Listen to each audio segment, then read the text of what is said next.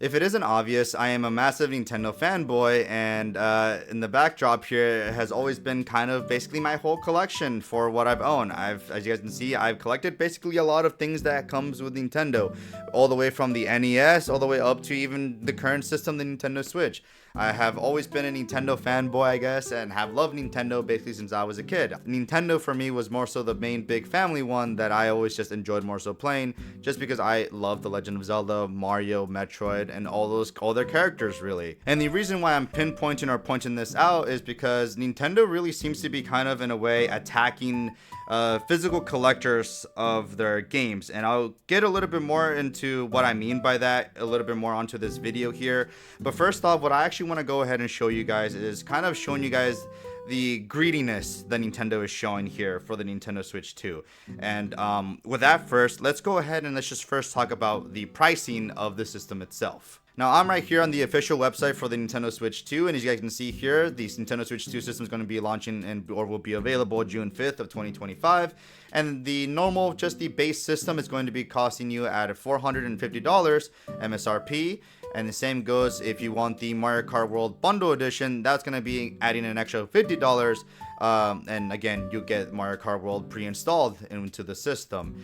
Now, when it comes to the pricing here of the Nintendo Switch 2, not that many people actually really seems to be kind of concerned or kind of was like, oh my god, that is just heavily overpriced for the Nintendo Switch 2. I think a lot of us really were kind of in the acceptance of that the Switch 2 was likely going to be around the $400 to $500 mark. I personally always believed that it was likely going to be more so at the $400 mark. A lot of people even believe that that was actually supposed to be the case. Or once Nintendo actually went ahead and did the Nintendo Switch 2 Direct, and we finally got a kind of a look at the price when we went here into their website, a lot of people assumed that the $450 asking price was probably just Nintendo actually adding the kind of the tariffs with that actually. But it looks like when it comes with Nintendo in that regard, it seems like it's likely not the case. And what I mean by that, as you guys can see here, Nintendo actually went ahead and kind of posted this, and this is actually going to be more so a GameStop's kind of case. This is actually the way how I first saw it. Was I was just scrolling down on my Instagram page, and I just saw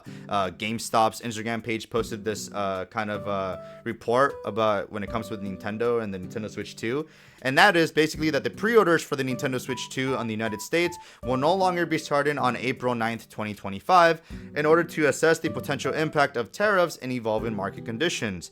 Nintendo will update timing at a later date, and the launch date of June 5th, 2025 is unchanged. That is the main big thing that now at this point has a lot of people concerned that Nintendo is likely going to be potentially increasing the price of the Nintendo Switch 2. And I myself am very concerned in that regard because I actually hope that they don't do that. I think personally $450 is more than enough for a system here that I personally believe is just not as doesn't really have the capabilities of like what we actually have with current physical hardware in a way where like, and by that I mean kind of in the same vein as like the PS5, Xbox Series X and S. I think 450, pretty much it being a little bit more of a discounted price than those systems is just likely better, especially since the games on those other machines will of course run significantly better and just run better than they will here on the Nintendo Switch 2. Not to say that Nintendo doesn't really have a powerful kind of handheld here. In fact, I personally believe they actually really do here, and I'm actually very impressed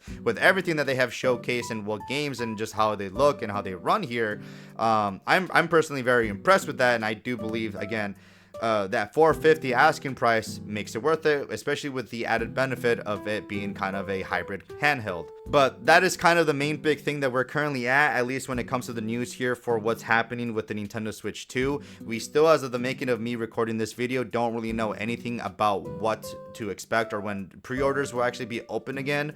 But if I have to guess, I would not be surprised if either sometime this week or even the following week, we will actually hear some form of word back from Nintendo. And another thing that I also hope that we actually go ahead and we read or get a little bit more information about is the actual pricing of the games. So let's go ahead and let's take a look at some of the big games. In fact, one big game that they actually showcased at the Nintendo Direct, and a lot of people have been really wanting to actually fight Nintendo on this one. And that is, of course, with Mario Kart World. As you guys can see here, I'm right here in the store page, and it's going to be MSRP price is going to be $80.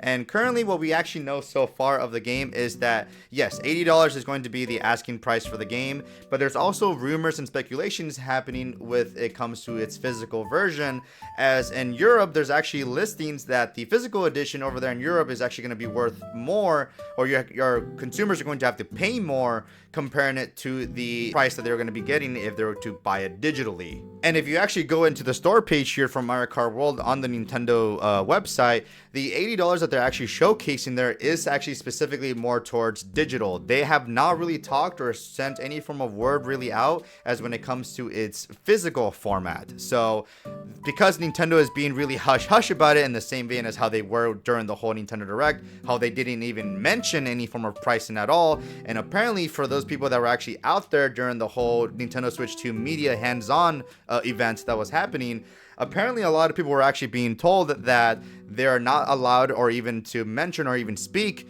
to the reps there about pricing, about anything in regards to the Nintendo Switch 2, which I personally believe is a very scummy thing for Nintendo to do, especially in a way that it just seems very egregious and just really just bad.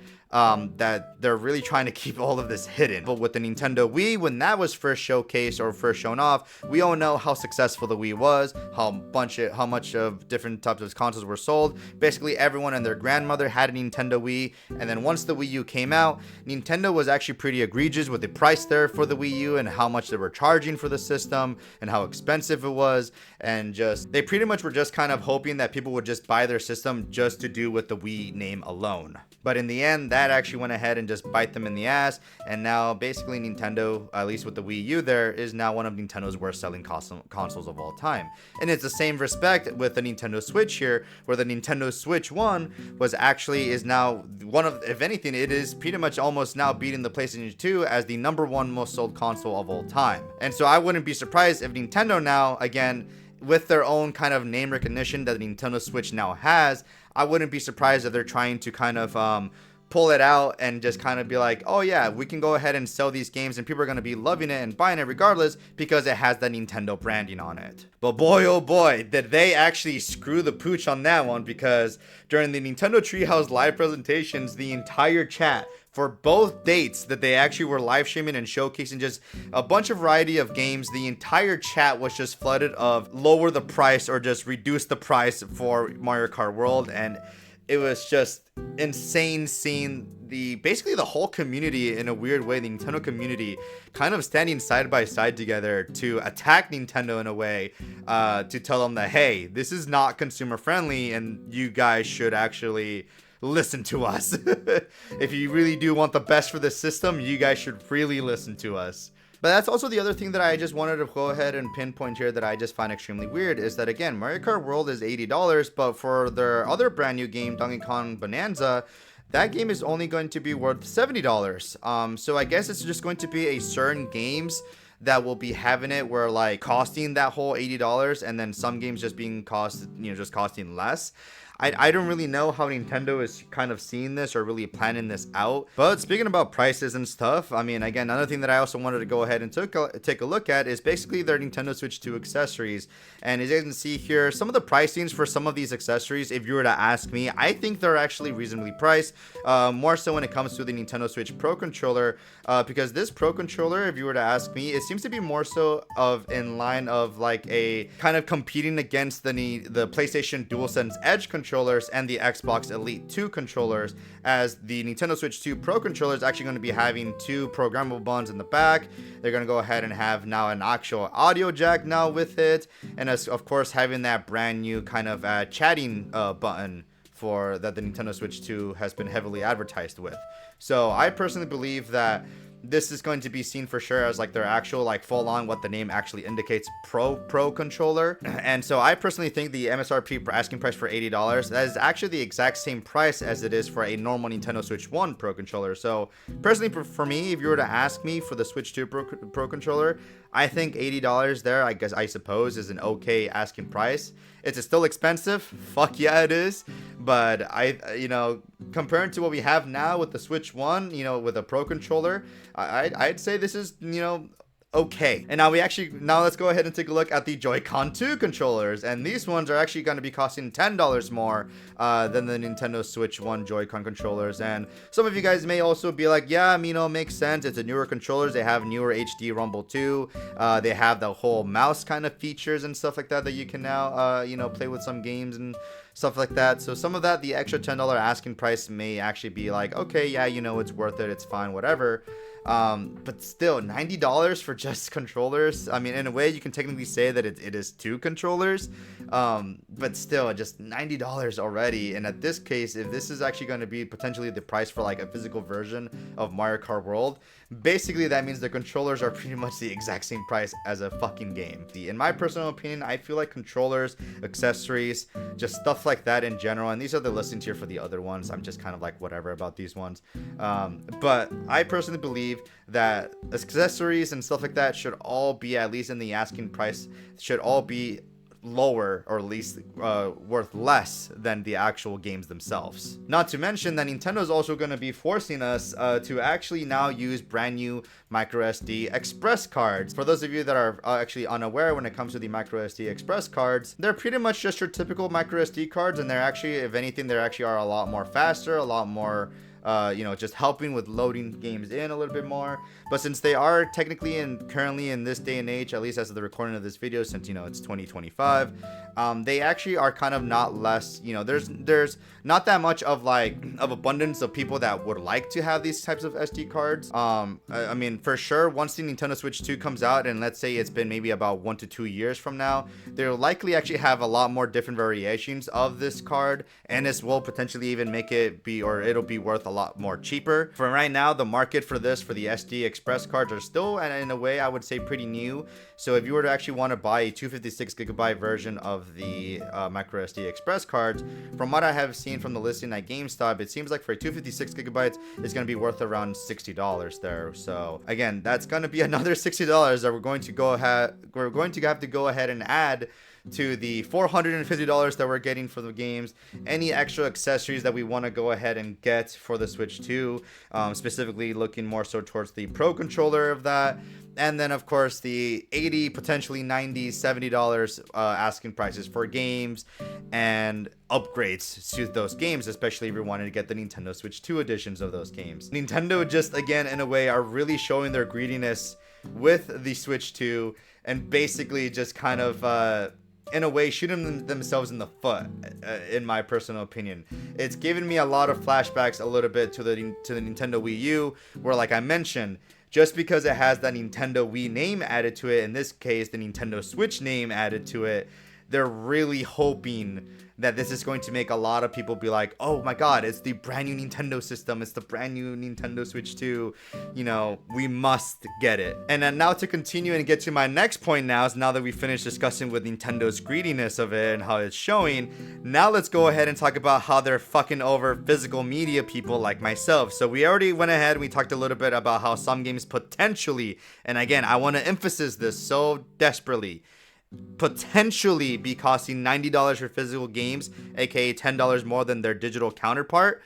They're also going to be releasing Nintendo Switch 2 games that are just going to be basically keys in order for you to install or download the actual full game into the system itself. Kind of in the same vein as we currently have with the Xbox Series X and S and the PlayStation 5, where the Blu-ray disc, if you actually go ahead and put those discs into your system, all they really work is just basically a piece of plastic, a key really for the games that you purchase to be installed into that system. You're not actually going to be getting any form of a reduce of your storage in the same vein as like the Nintendo Switch 1 did. We're comparing it to the physical version of those games and their digital versions. And that's kind of the beauty of the Nintendo Switch 1 that I personally enjoyed more so, and I thought it was amazing that Nintendo did that, was that they actually did help reducing that storage.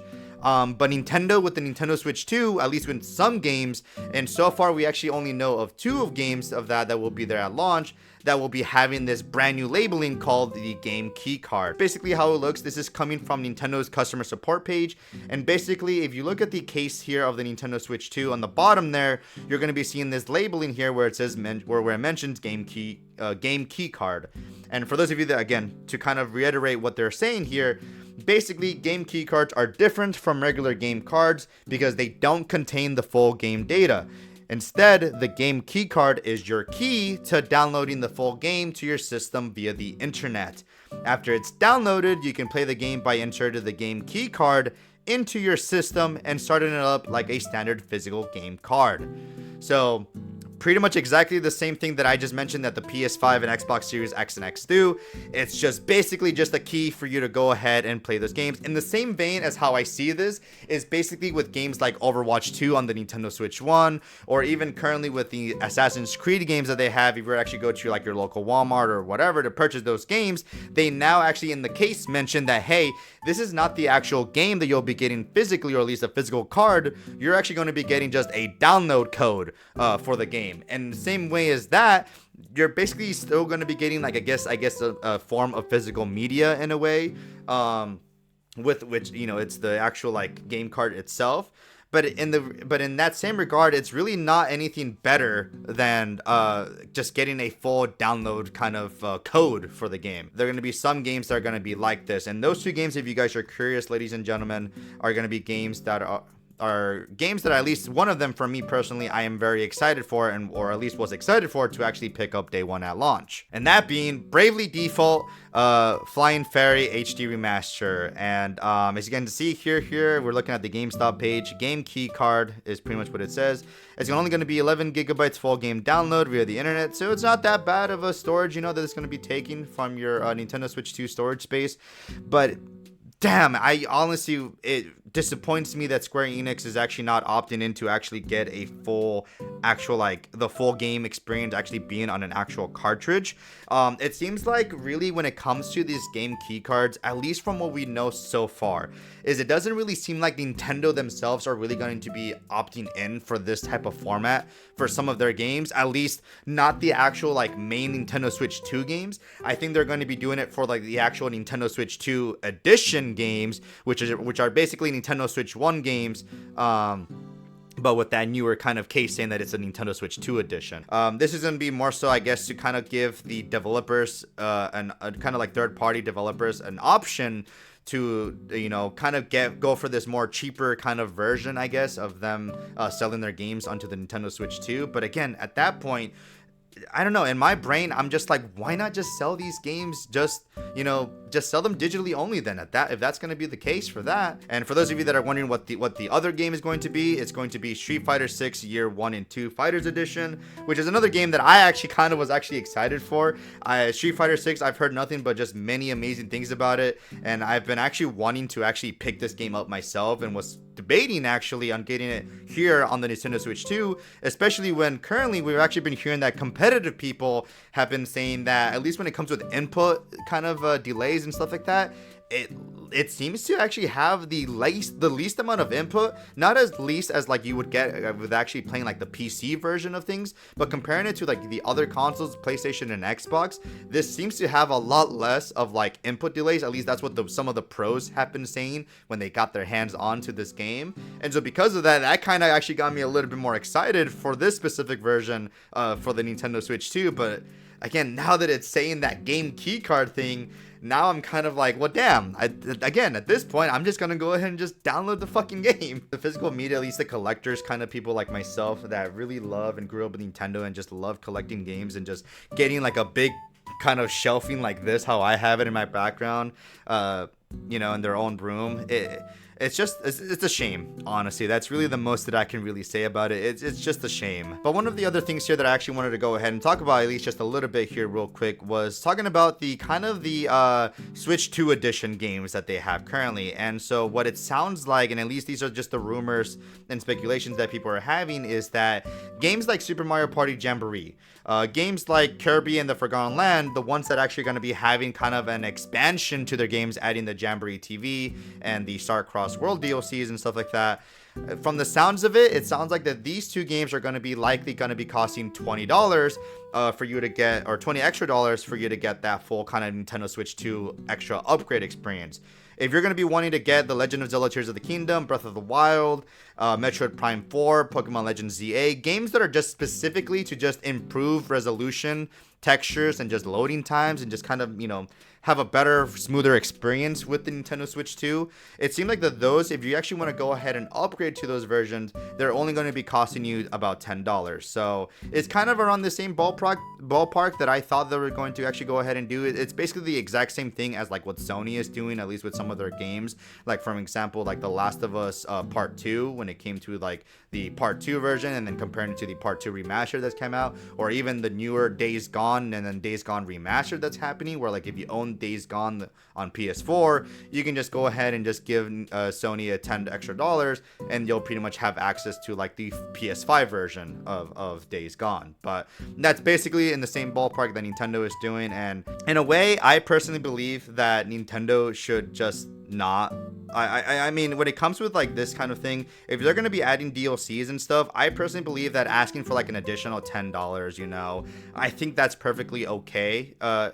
You know, personally speaking. But if it's just more so of an enhanced resolution, better textures, better frame rates, better load time, stuff like that, I personally believe that these types of upgrades, those should be 100% free. And that's also in a way kind of adding to my point of like showcasing a little bit more of Nintendo's greed, especially when it comes to one of their other games, basically being a more so showcasing of what the Nintendo Switch 2 system is going to be, which is basically their Nintendo Switch 2 World Tour. I believe that's what it was called.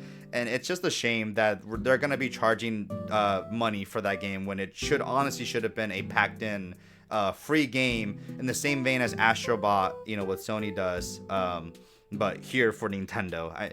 It's just, again, they're really just showing their greediness at this point with the Nintendo Switch 2. And now to finally go ahead and end off this video here for you guys, because I know I've just been yapping for far too long and I'm getting really tired and stuff, but I want to actually go ahead and pinpoint this because not that many people are really talking about this, and that is, if you look at the Metroid Prime 4 Beyond store page here on Nintendo's website, they don't even have a listing of the price for Metroid Prime 4. We don't know if the game's going to be worth $60 if you're getting the Switch 1 version, or even $70 for the Switch 1 version, because I would not be surprised if they're going to be charging $70 for this, especially since they kind of did that with Tears of the Kingdom when that first released, charging them full $70. So it makes me very worried, and just something that I really wanted to pinpoint here that I just find very interesting. And I pray, Nintendo, please do not overcharge the Nintendo Switch 1 version of Metroid Prime 4. If it's still going to be on Nintendo Switch 1, it should stay with it being at $60. And if we want that extra Switch 2 version where it has the enhanced visuals and better resolution and frame rates, just charge us an extra $10. You know, $70 then for that kind of next-gen version experience. And I personally believe that I think a lot of people would be okay with that. I know for me, I would, especially with Metroid Prime 4 being one of my most, or just being my anticipated game of this year. Yeah, it's just, oh man, just seeing this page when I was actually just kind of doing research for this video here, oh god, it just made me so worried. So I just wanted to point that out to you guys.